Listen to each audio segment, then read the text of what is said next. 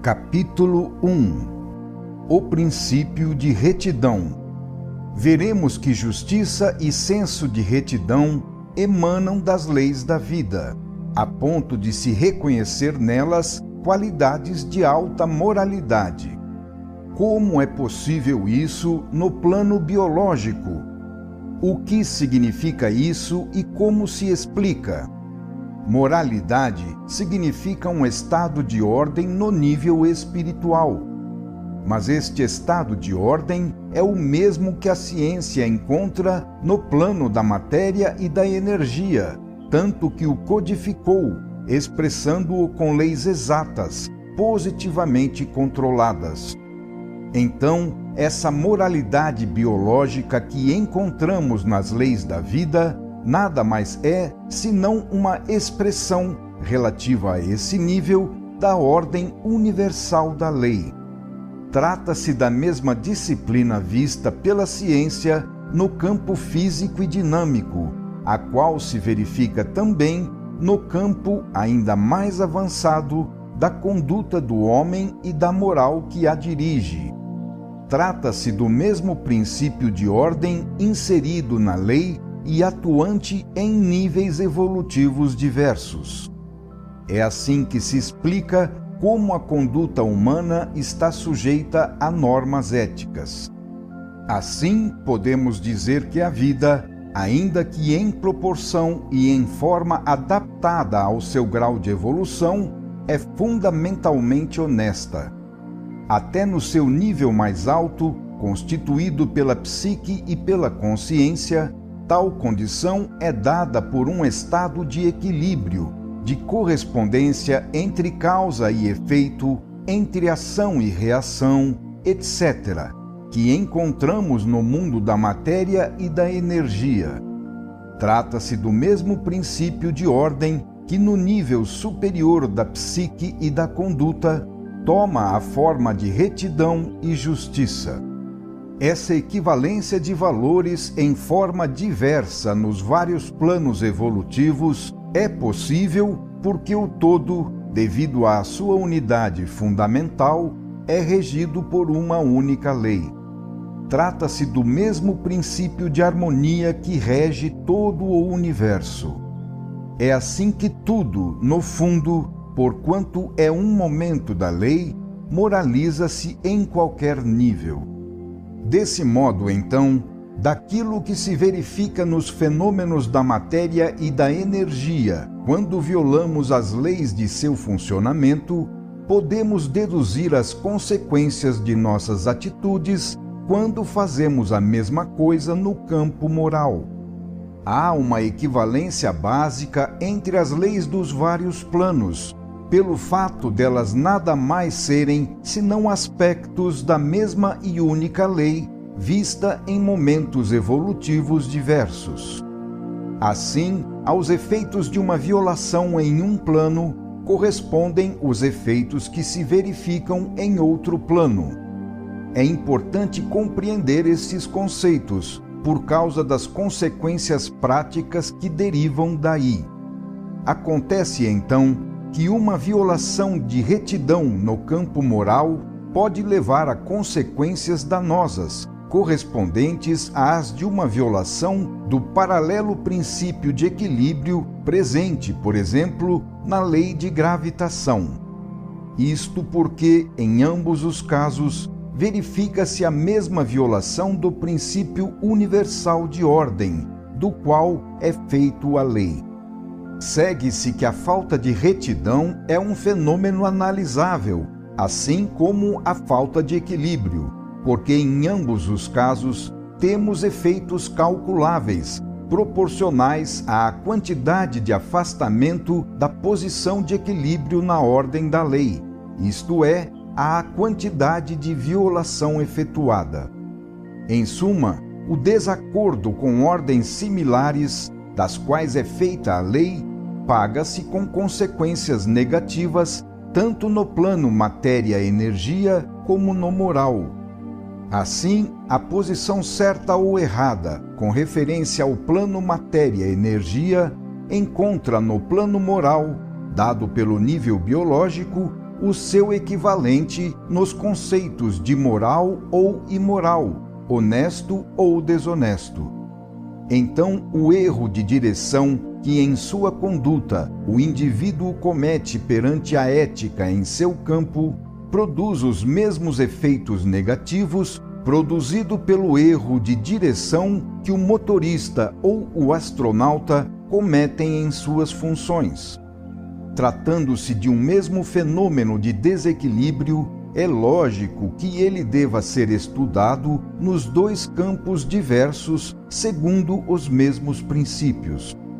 É este fato que nos permite afirmar a possibilidade da construção de uma ética de tipo positivo, baseada em princípios científicos. Isso significa que os movimentos da conduta humana deverão, no futuro, ser estudados e executados de modo semelhante às normas exatas vigentes nos outros campos já de domínio da ciência. Hoje, a ética é um campo ainda inexplorado, constituindo um fenômeno que vivemos frequentemente com resultados desastrosos, porque ignoramos o seu funcionamento e daí cometemos erros contínuos. Mas no futuro será possível planificar a viagem da vida, percorrendo-a com olhos abertos e não mais às cegas, num completo caos, como ainda hoje se costuma fazer. Mesmo nestas condições, viver é lógico e justo segundo a lei, porque são proporcionais à atual involução humana. E a vida adianta-se por tentativas, através de uma série de erros e pagamentos correspondentes, de sonhos e desilusões, com dores corretivas. Isso acontece porque a direção está errada. Aponta-se para fora do centro. A vida não é feita para gozar, mas sim para aprender. Compreendido isto, logicamente se vê que tudo está em seu justo lugar e funciona como deve. Mas é necessário ter compreendido que a vida é uma escola, um laboratório experimental. É lógico e útil que, quando as experiências estão erradas, fique-se queimado pelas consequências do erro cometido, porque isso serve para aprender, e assim a finalidade é atingida. Eis para que serve a dor.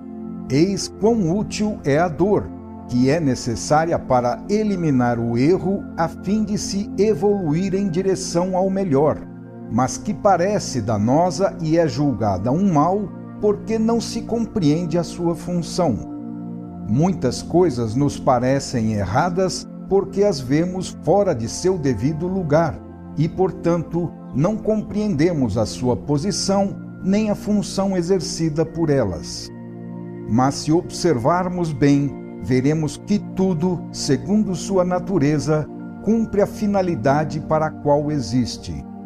A força do homem do futuro não consistirá em superar o próximo subjugando-o segundo a lei do nível animal, mas sim em se mover consciente da ordem segundo a lei de Deus.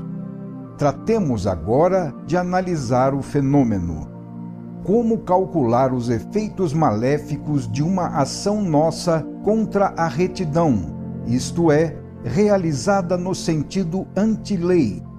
É preciso, primeiro, definir o que entendemos por retidão. Para isto, é necessário concebê-la em termos gerais, referindo-nos não só ao fator moral, mas também ao dualismo universal de positividade e negatividade contido na lei. Esse é um princípio verdadeiro em todos os planos da existência, abrangendo os valores da matéria, da energia e do espírito. No plano moral, positividade e negatividade tornam-se bem e mal, virtude e culpa, retidão e desonestidade, etc. Eis então que por retidão entendemos a qualidade positiva contida em um dado ato. Logo, positividade é o poder benéfico daquele ato, observado em suas consequências, e negatividade é o seu poder maléfico. É, portanto, a favor da moral um ato benéfico e contra a moral um ato maléfico, sendo que em ambos os casos tem-se como referência tanto o indivíduo isolado como a coletividade. O ato benéfico produz vantagem e o ato maléfico produz desvantagem. Mais exatamente, podemos definir como moral tudo que é benéfico ou pseudo-maléfico perante a lei, ponto de referência que estabelece os verdadeiros fins da vida, e como imoral tudo que é maléfico ou pseudo-benéfico, porque segue fins falsos e ilusórios. Assim, pode ser benéfico o que nos faz sofrer e maléfico o que nos causa prazer.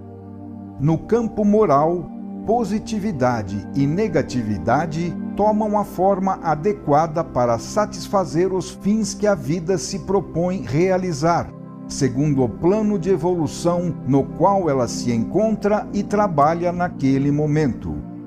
Assim, no plano animal, nível no qual o fim da vida consiste na seleção individual do mais forte, é positivo e moral o tipo guerreiro e conquistador, que lança o novo, vencendo e eliminando o débil inepto. Mas em um nível mais alto, tudo isto resulta negativo, porque a seleção toma outra forma, para produzir outro tipo, intelectualmente forte segundo a retidão, dirigida à conquista da ordem mais do que ao próprio domínio sobre os outros. Eis então que uma moral justa em um nível de evolução não é justa em outro nível mais adiantado. Assim, evoluindo, pode tornar-se imoral e desonesto o que anteriormente era lícito e julgado honesto. Desse modo, assim como acontece com a verdade, também temos morais relativas e progressivas em evolução. Estabelecido tudo isso, pode-se proceder ao cálculo de moralidade ou imoralidade de cada ato nosso. Se ele é, por exemplo, 10% positivo e 90% negativo, isso levará a resultados com a mesma percentagem. E vice-versa também, em todas as condições possíveis, sempre mantendo a proporção das percentagens, a mais ou a menos, entre cada ato e as suas consequências. Eis os primeiros elementos para estabelecer um cálculo. Mas quando que uma conduta é verdadeiramente moral? Quando ela corresponde totalmente à retidão, isto é, à positividade, sendo toda ela benéfica, porquanto possui 100% de valor evolutivo, seja para si ou seja para os outros.